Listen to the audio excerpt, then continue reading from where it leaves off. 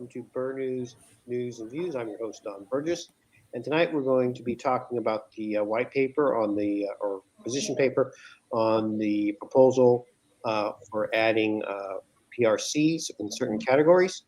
And our guests tonight are Monique Lister, who is a member of Social Justice Bermuda, and her background is in corporate and regulatory sectors and is the founding attorney of Thrive Legal Solutions, a boutique law firm for entrepreneurs and small and medium-sized businesses. Welcome, Monique.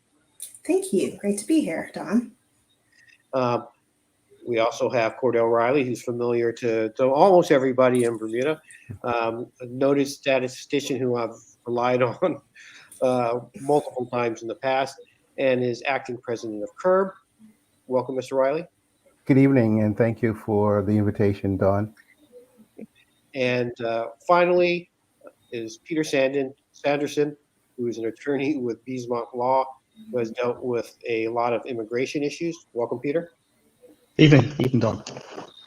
All right. So with the position paper starts off, and it says the problem for some non-Bermudian long-term residents is that there is no legal means currently exists to allow them to normalize their immigration standing. Over the last 2 decades, consecutive governments have been challenged effectively to find avenues for long-term residents to secure permanency in Bermuda. And government's looking at 5 categories that allow people to get PRC status. And we're going to start with 2 of the categories. And we'll go through each of the panelists and get their thoughts. So the first one are persons who were born in Bermuda or arrived in Bermuda at an early age and have been ordinary resident in Bermuda for 20 years, and persons who have continually worked in Bermuda and seek to continue to contribute to the Bermuda community, looking for people who've been here for 20 years. Cordell, we're going to start with you. How do you feel about those 2 categories? Well, before we even get to those 2 categories, I'm challenged by the notion that there has to be a pathway to PRCs. And one has to examine how did we get here in the very first place, considering the racialized policies over the centuries that favored whites over blacks, and that those now who are here finding themselves in this predicament are in that predicament because of those racialized policies. So for me, the starting point, the challenge is, why do we have to have something like that? I mean, I could advance some of the humanitarian arguments, but I think you can't divorce that from Bermuda's past. Right. So you would feel like there would be more of a need to examine, even if there is a need to create more PRCs. Sorry, I didn't hear that. You would even challenge the notion that, or at least needs to be thought of more carefully, that we need more PRCs in. Well, I think my premise is that if you have a challenge in front of you, you have to deal with it. My thinking is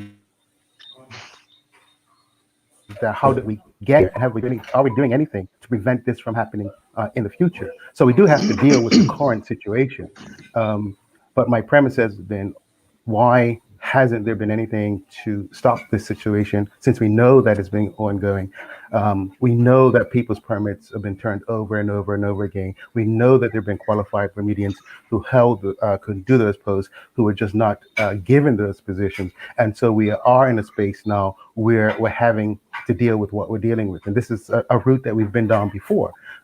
So I'm not sort of saying we shouldn't deal with it, but I think my premise is that you should have policies in place that addresses this imbalance.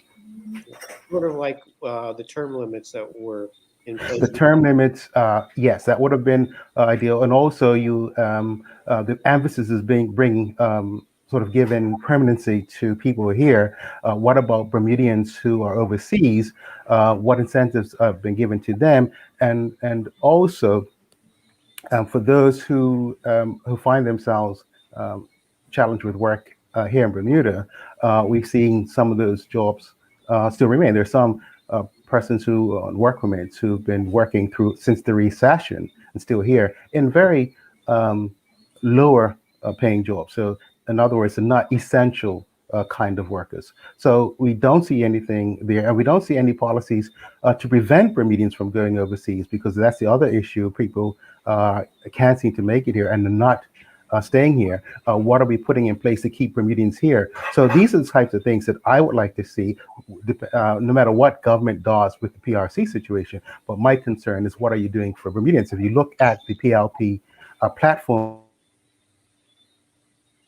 for 2020, the premise for the thing that dealt with immigration was to have opportunities, jobs, and land for Bermudians first. That's the sentence that's come straight out of the platform. And then they talk about the variants of the Job Makers Act. They talk about incentives to bring Bermudian terms, although we haven't seen that. There was no mention in the platform about this PRC issue. So that's come completely out of the blue. Right. So would you say the closing of job categories, I'm not sure what the exact number is right now, but I think it's somewhere between 40 and 57. Would you say like this is a step towards helping make sure that Bermudians get jobs, and it's not creating people in certain categories from just keep re-upping all the time? That's a small step because it doesn't speak to current work permit holders. So if you have somebody whose work permit is expiring, they're excluded from that policy. So if a Bermudian can take that job, the current holder still is eligible to seek that work permit. There's no guarantee that they'll get it, but they're still eligible. So if it have applied to current work permit holders, then that would be a more substantive step. Right. Peter, just to jump in there, what do you think about what Cordell just said? Well, I look at it from a different angle, and the angle that I look at it is that regardless of how you treat people who chose to come here as adults and have been here now for 20 plus years, these people end up having kids in Bermuda, and those kids then grow up here. They don't see themselves as being foreign. They see themselves as being Bermudian on the whole. They grow up here, they reach the age of 18, 20, and then they're basically told to pack their bags and leave if they're not still in full-time education. And that's where I see these proposals, that they still don't solve that issue. They would enable those kids to become PRCs, but we're now getting to a situation where we have multiple generations of families who cannot become Bermudian. So you can have a parent who basically came here at a fairly young age, has now been here for 20 plus years. They've got their own kid. In some cases, that's gone on for another generation. You know, looking at grandkids born in Bermuda, and there's still no pathway to status for these kids. And only now are they being offered PRC. There's probably a couple hundred or so people in their early 20s who've either had to leave Bermuda over the past decade or so, or have to try and scramble to get a work permit. And this will give them PRC. But I think ultimately, when you've got kids in that position, then PRC is not enough. And certainly for those kids, it should be status. I mean, the numbers are pretty small overall, but it's a question of dignity, I think, for those numbers. It doesn't seem right to me that you tell a 20-year-old, okay, pack your bags and leave now because you finished a university course. You're not welcome here anymore when you spent your whole life here. Over I don't know if you've ran the numbers on it, but the categories that they're proposing for PRC, what's the total figure that you think those numbers are at? For the people who are the kids? Yes. In terms of the kids, I reckon it's probably about 20 a year to become adults, 20 kids a year. This problem started back in about 2008. It used to always be the case that if someone came to Bermuda, was born here or came here before they turned 6, they could apply for status when they turned 18. That was always the case. That kind of stopped in 2008. Then it was basically, can you get PRC? Maybe for some of them. But since 2008, that's been a dwindling number, can even get PRC. So you've had a lot more people, and primarily these are working class families, not the wealthy families, because wealthy families can get PRC anyway because of the job makers scheme. But you've got increasing working class families who the kids are basically just have to leave, or working class, or more kind of average people who those are the types of kids who are told to leave. There's some very hard cases out there. Can you give just one example? I can't talk too specifically, but I can think of a few off the top of my head where they become illegal. They were born in Bermuda, they've lived with their family this whole time. Their family doesn't have connections. Some of them are white, some of them are black, but they don't have connections to stay here. They can't really get a work permit because you can't just get a work permit without experience unless they want to be, they can't pursue their chosen career because they need some experience. They can maybe become a pot washer.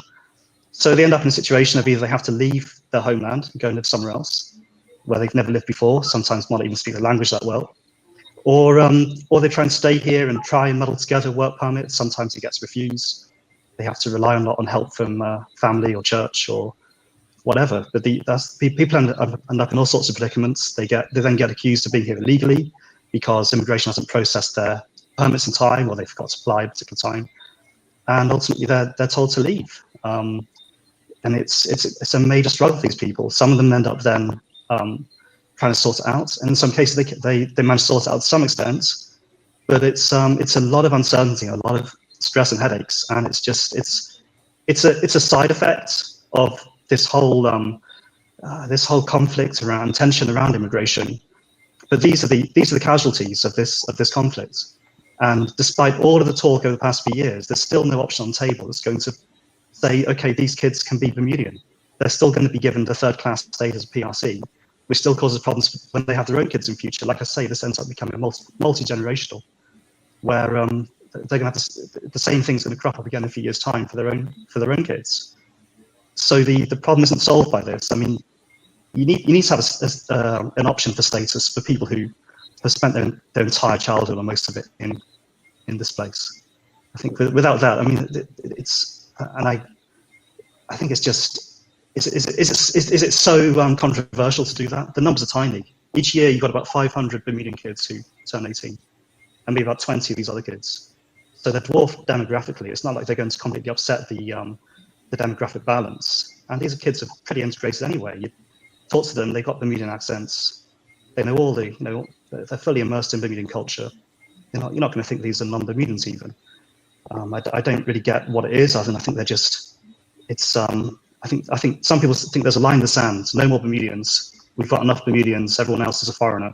Well, it's not quite that simple, and there needs to be an accommodation for these kids.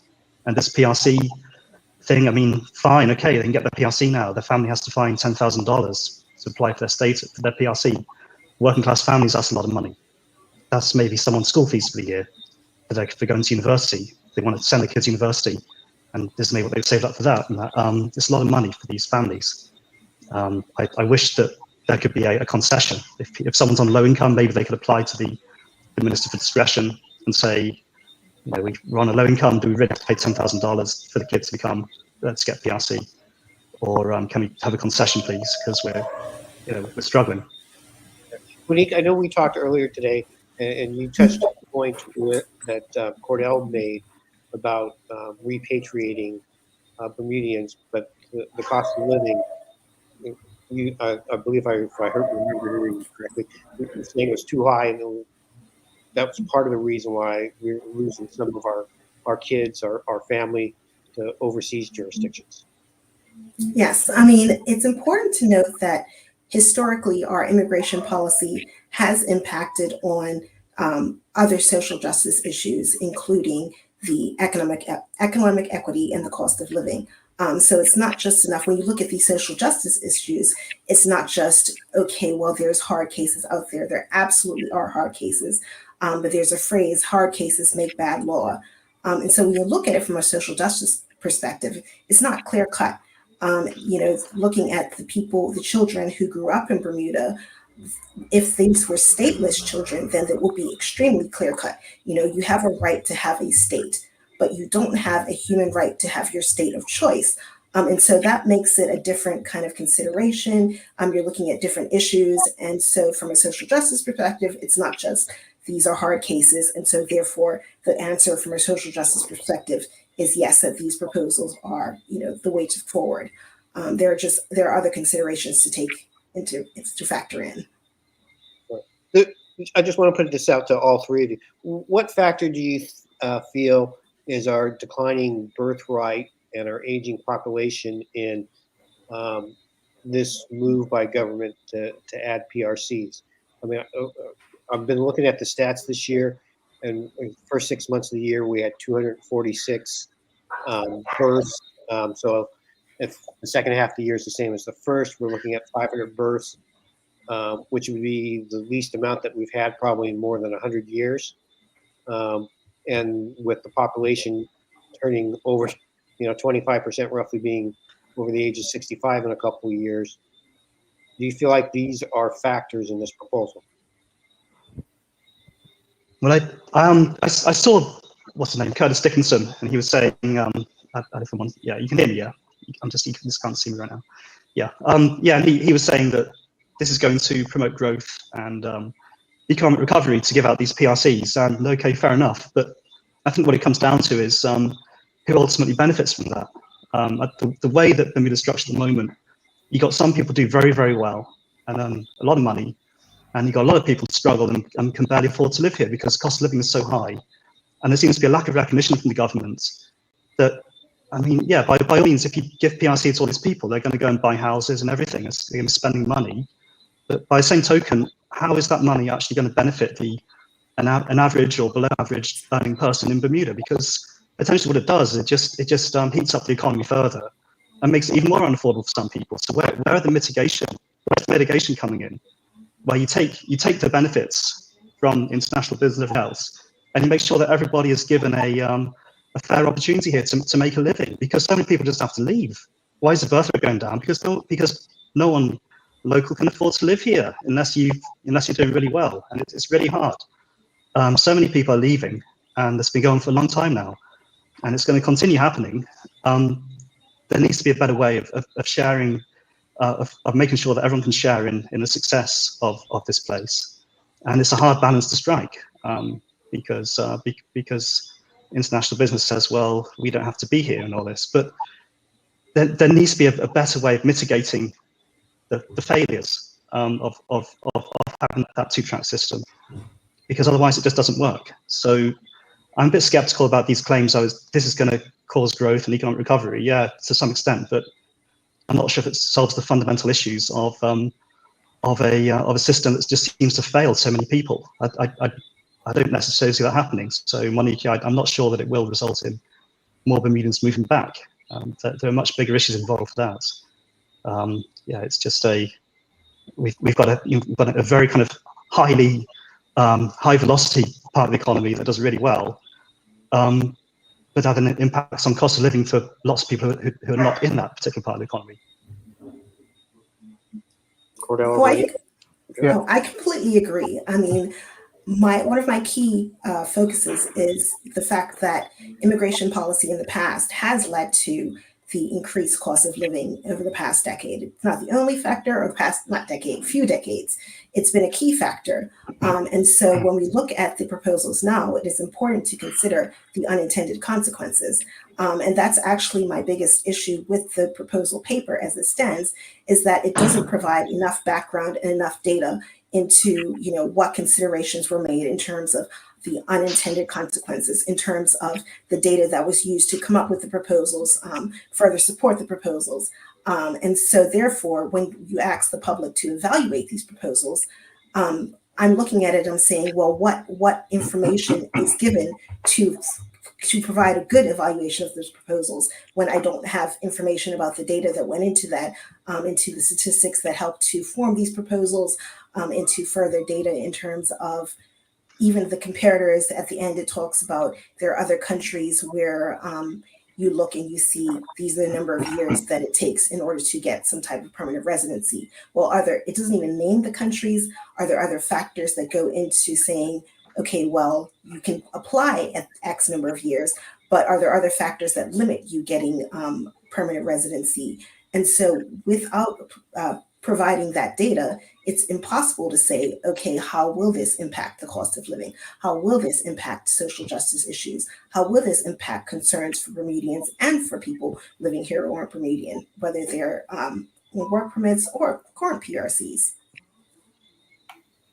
Cordell? Well, the declining birth rate has been doing so since the 1970s. The white declining birth rate faster than the black declining birth rate. In fact, there were policies at one point to limit blacks having children because they thought the population was growing too quickly. And now we've come sort of full circle. But if we go back to the early 1990s, when international business for the very first time overtook tourism as the main revenue earner, you'll see some very clear patterns that are taking place. You'll see a boom in the housing costs as more people were earning more money, were renting houses. So you saw that boom. You started to see the squeeze on individuals then. And as you know now, we really got this, basically this one horse economy with international business bringing in 85% of foreign exchange. So that has really increased the cost of living. For some have been able to benefit that, but it has become difficult to live in Bermuda. But for some of us, it's always been difficult to live in Bermuda. Some of us just experiencing living in a high cost Bermuda. And we go back to the same policies where Bermudians were qualified to do these jobs, not getting the jobs, persons favoring non-Bermudians. And we have, Bermudians having to do other things that they perhaps would not do had they been given those opportunities. And I had gone to some of those immigration meetings back in, I think, was it 2015 or so, when they had all this, the protests at the House. And listening to some of those who wanted to get PRC, it was almost a sense of entitlement that they ought to have it. And I'm not sure that is something that I necessarily agree with, that this sense of entitlement. I mean, Bermuda is a very small place. Yes, we would like to know the numbers that are involved, but also the president that being set. I understand the humanitarian argument, but at the same time, I understand what's happened in the past and how immigration has been used to oppress Black Bermudians. And so my concern would be, where are the policies that address that? And so that if you want to have, for instance, address these humanitarian issues, what are you doing to redress past injustices? So, for instance, you could have a point system, because if you look at the population in Bermuda, in 2016, 70% of all persons were born in Bermuda. 87% of Blacks are born in Bermuda, and just 47% whites are born in Bermuda. That's a result of a racialized policy. And so, well, it's not. If not quite you, correct. I'm not quite finished yet. It's a result of an and I international remain business quiet industry when you were that- speaking. So if you just need to be quiet while I'm speaking, then you can make your point. Now, if you go back to 1967, there was a debate in the UK Parliament with regard to who this whole status issue is. And my learned friend raised the issue about PRC not being enough, that they need status. So when the question was asked, the answer was given that there are 706 persons who had received status in Bermuda, 700 of whom were white, 6 of whom were Black, and out of the 4 who were Black, 6 who were Black, the 6 who were Black, 4 were no members or candidates for the United Bermuda Party.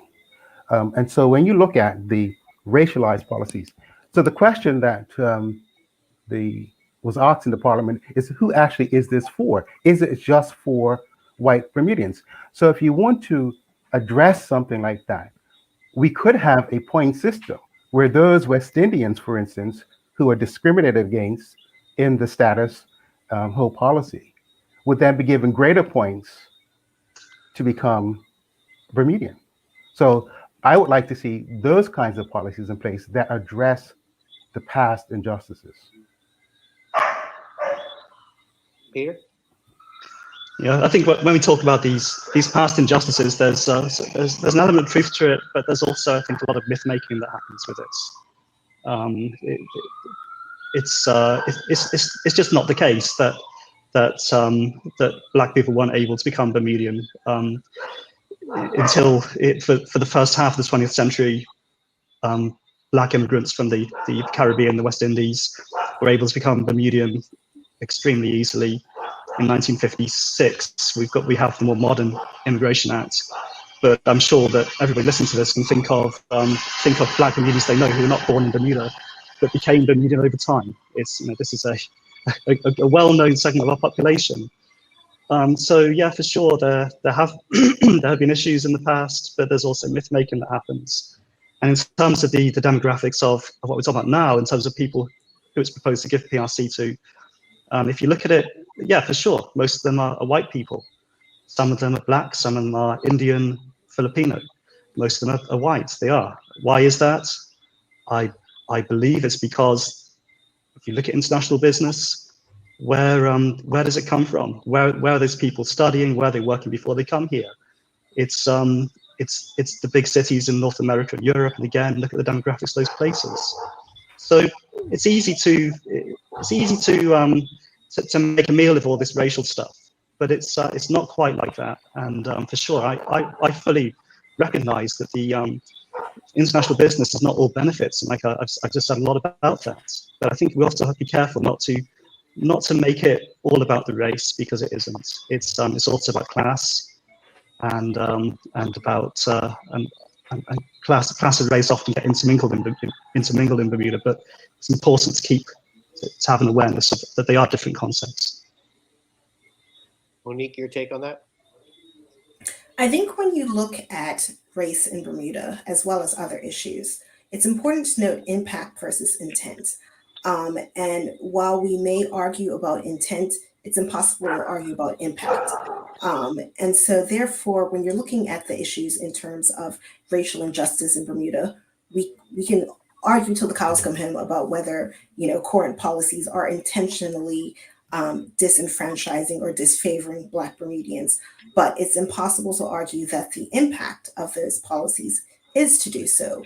And so therefore, when you look at any proposals in relation to immigration, which, as Cordell has clearly laid out, has historically been used to disenfranchise Black people within this country, it's important to say, are these policies continuing that history, or do these policies actually provide for looking at that history and being ensured not to continue that impact?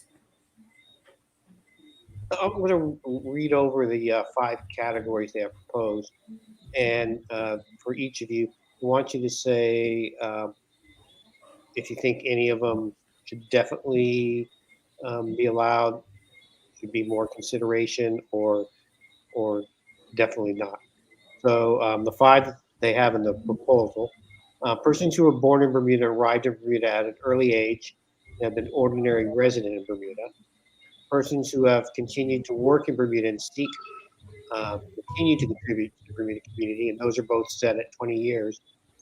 A divorced parent of a Bermudian child, or an unwed parent of a Bermudian child for 15 years.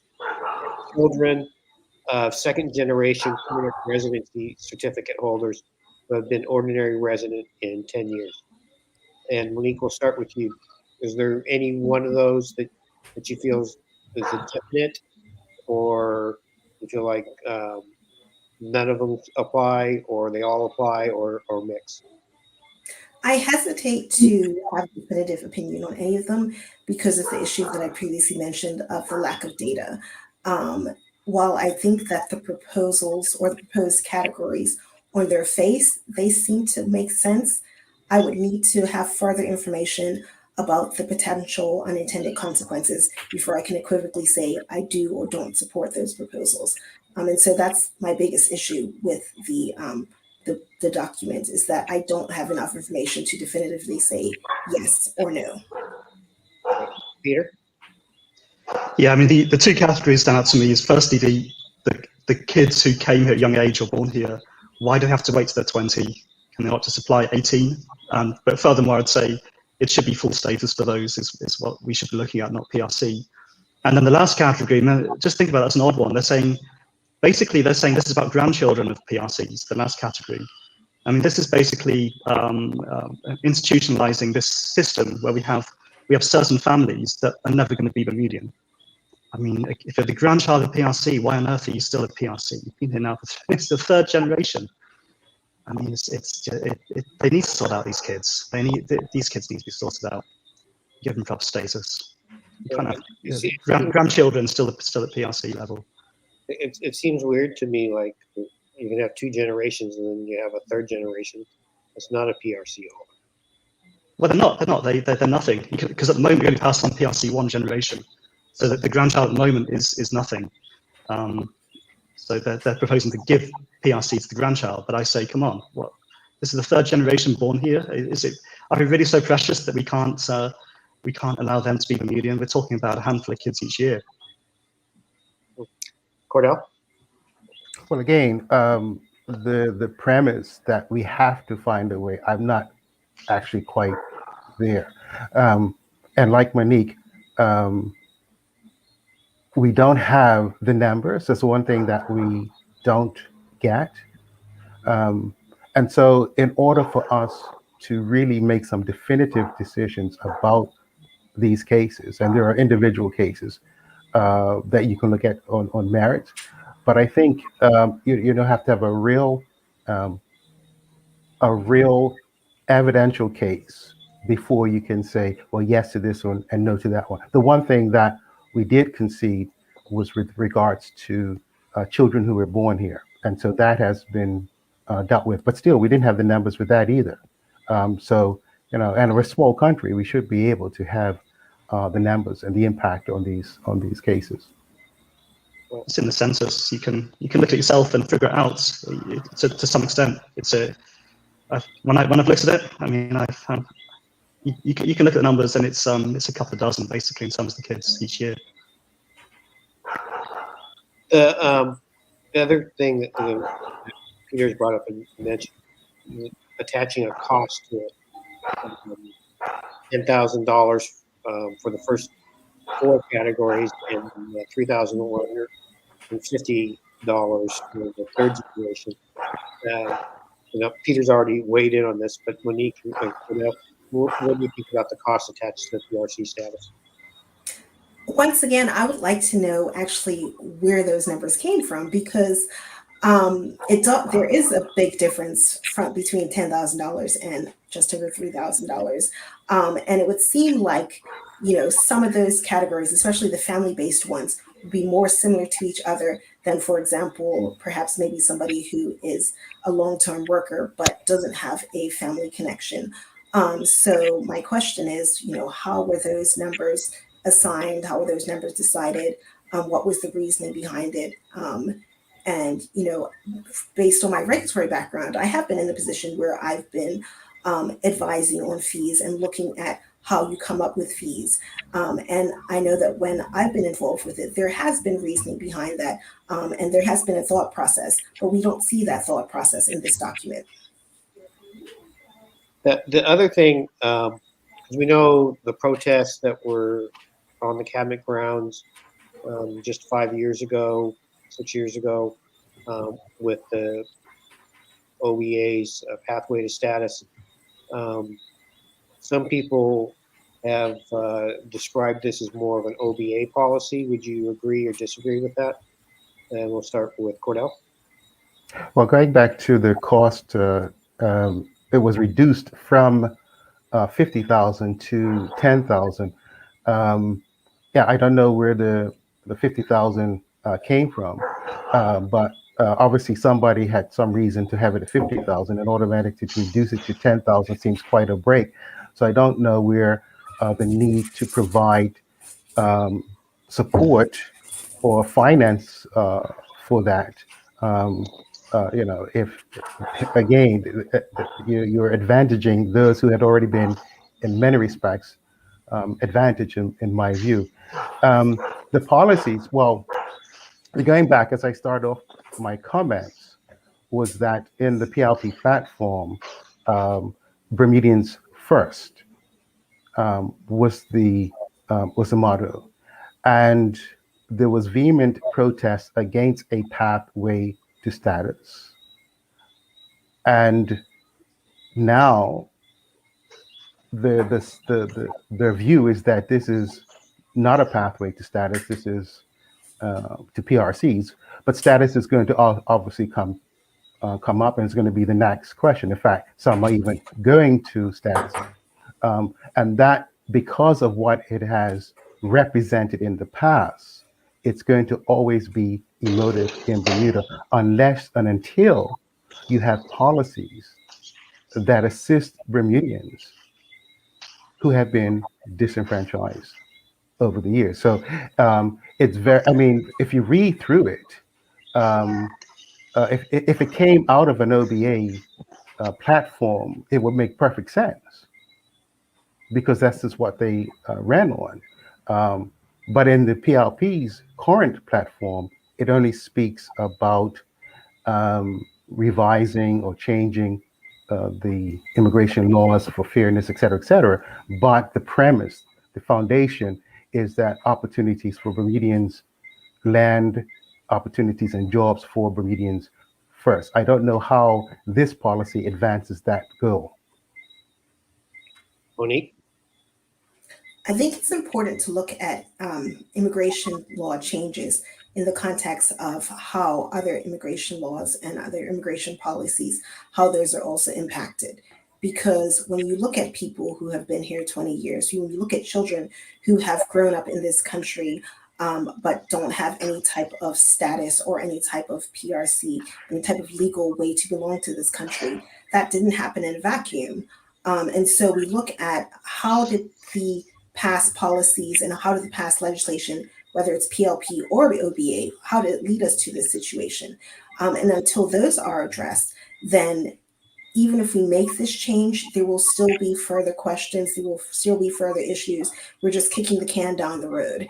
And so it's important to not to look at this change in the vacuum of, well, is it a PLP change, is it an OBA change?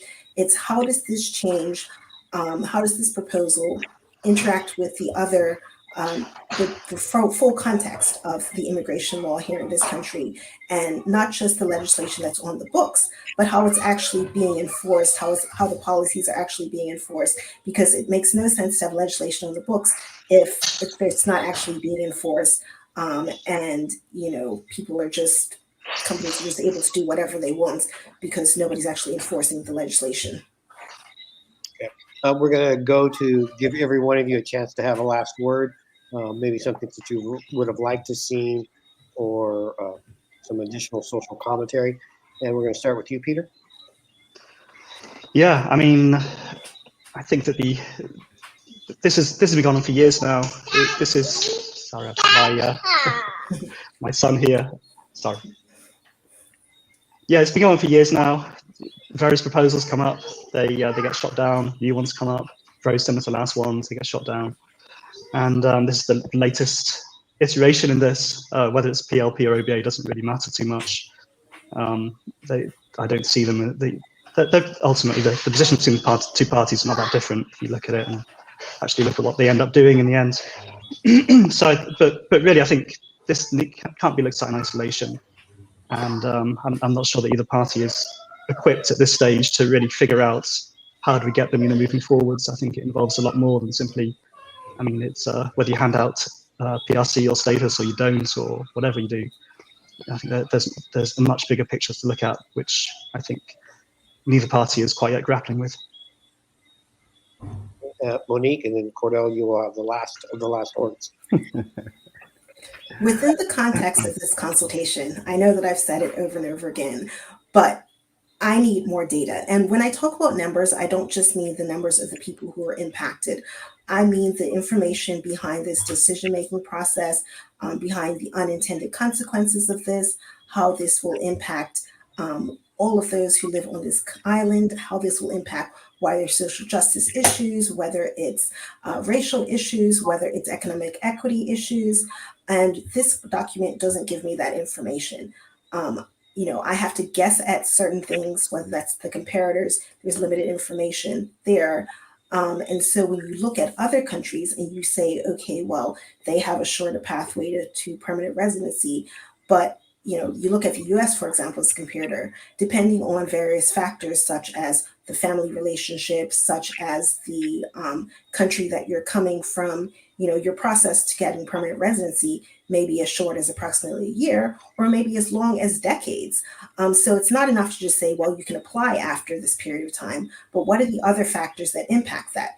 And so those are the questions that we need to be asking in relation to this document. And until I have further information, I as a concerned Bermudian, can't give a good response to a consultation that doesn't give me the information that I need to make a good response. And Cordell.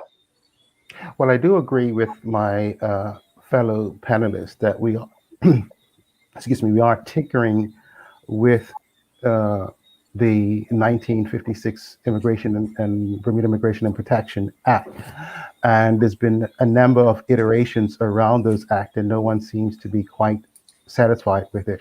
I suspect that the time has come now for us to really look towards independence, and then we get to determine who exactly is a citizen once and for all, and then we can go from there. So maybe the time now is to set our sights on independence, and then deal with the Bermuda immigration issue at the same time, and then we move on from there. All right. Thank you very much. We're very happy and privileged this evening to have Monique Lister and Cordell Riley and Peter Sanderson to discuss the proposal for PRC status for 5 categories. So thank you. Thank you for having Great, me. thank you. Yes. Thanks, Don. I'm your host, Don Burgess. On behalf of Burn News, we're all wishing you a very beautiful evening.